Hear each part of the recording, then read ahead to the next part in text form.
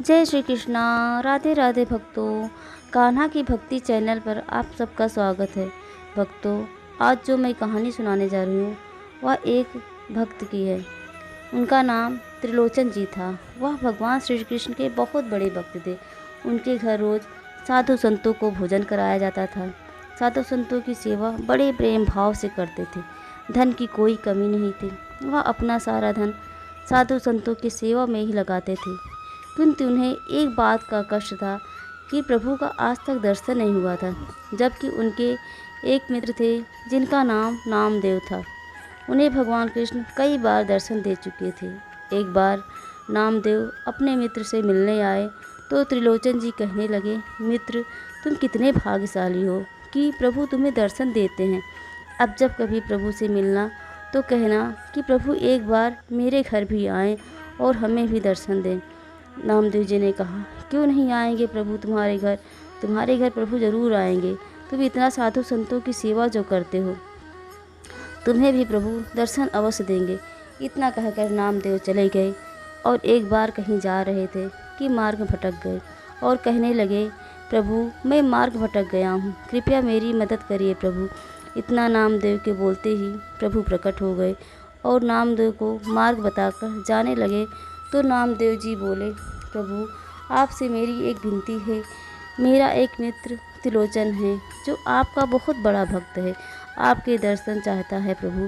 प्रभु बोले, मैं ज़रूर आऊँगा, मैं उसकी भक्ति से बहुत प्रसन्न हूँ, लेकिन त्रिलोचन से कहना मुझे स्वयं पहचानेंगे।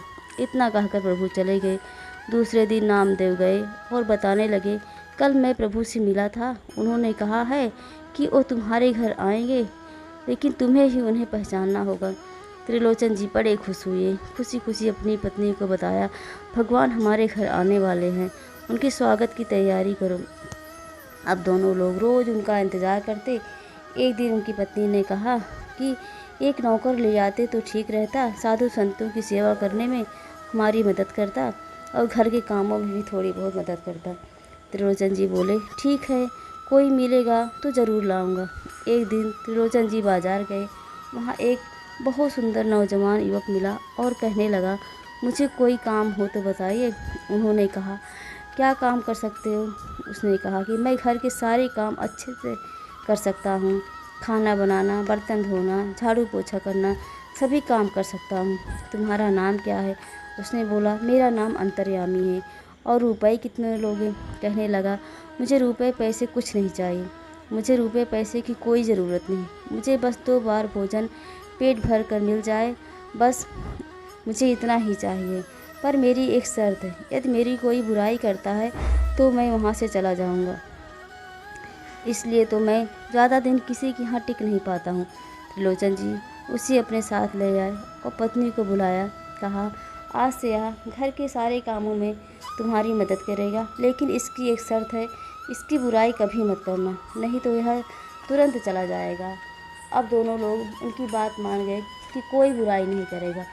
अब वह घर के सारे काम बड़े मन से करने लगा।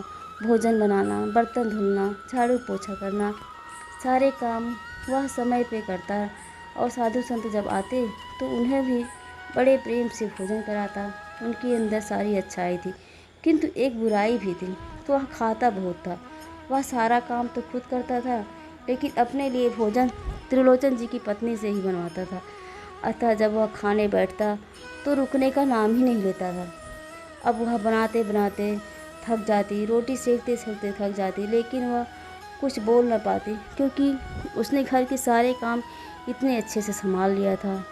एक दिन वो अपनी सहेली से मिलने गई। उसकी सहेली पूछने लगी, क्या बात है, इतनी उदास क्यों लग रही हो? तुम्हारे घर तो नौकर भी आ गया, अब तो तुम्हें कुछ काम भी नहीं करना पड़ता होगा। वो बोली, क्या बताऊँ बहन, उसमें सारी अच्छाई है, बस एक बुराई है कि वो खाता बहुत है। जब खाने बैठता है तो रोटियां बनाते बनाते मैं थक जाती हूँ, वो है कि उठने का नाम ही नहीं लेता है। इतना उनके बोलते ही तो अंतर्यामी जो आया था वह गायब हो गया। अब जब वो घर आई तो अंतर्यामी को ढूंढने लगी। जब त्रिलोचन जी आए तो पूछने लगे कि आज अंतर्यामी नहीं दिख रहा है। उनकी पत्नी बोली, मैं भी उसे ढूंढ रही हूँ, पता नहीं कहाँ चला गया। तुमने उससे कुछ कहा तो नहीं? नहीं, मैंने तो उससे कुछ नहीं कहा, किसी से उसकी बुराई तो नहीं की। अरे आज तो मैंने अपनी सहेली से बता दिया कि वह खाता बहुत है। उसने पहले ही बताया था ना कि उसकी बुराई मत करना, फिर क्यों की उसकी बुराई? दोनों लोग इसी बात पर झगड़ने लगे। इतने में नामदेव जी आ गए और पूछने लगे, मित्र सब ठीक तो है ना? अब तो तुम्हारे घर नौकर भी आ गया है, अब तो साधु संतों की सेवा और अच्छे से करते होगे। हाँ, वह बहुत ही अच्छा था, लेकिन आज ही वह घर छोड़कर मेरी पत्नी के कारण चला गया। क्यों चला गया? तब त्रिलोचन जी ने नौकर के बारे में सारी बात बताई। तब नामदेव जी बोले, मित्र तुम पहचान नहीं सके, साक्षात भगवान कृष्ण तुम्हारे घर आए थे, नहीं तो इतनी दूर से कैसे जानते कि तुम्हारी पत्नी अपनी सहेली से बुराई कर रही है। मित्र उन्होंने अपना नाम अंतर्यामी बताया, तब भी नहीं पहचान सके। अब तो दोनों पत्नी रोने लगे, मेरे घर प्रभु आए, मैं पहचान नहीं सका, मेरे घर भगवान आए, मैंने उनसे नौकर का काम कराया, इतना कष्ट मेरे प्रभु ने सहा। मित्र बताओ अब मैं अपने भूल के लिए क्या करूं? मित्र नामदेव भगवान से प्रार्थना करो कि मुझे अभी दर्शन दे। मित्र परेशान न हो, भगवान यहीं कहीं आसपास ही होंगे, उन्हें बुलाओ, वो तुम्हें दर्शन जरूर देंगे। प्रभु हमें दर्शन दो, प्रभु हमें दर्शन दो, हमसे बहुत बड़ी भूल हो गई प्रभु, मैं आपको पहचान नहीं सका प्रभु। प्रभु प्रकट हुए, उन्होंने कहा, मैं तुम्हारी भक्ति से बहुत प्रसन्न हूँ। जब तक तुम यहाँ रहो साधु संतों की सेवा करना, जब तुम्हारा शरीर शांत हो जाए तो तुम आकर मेरी सेवा करना।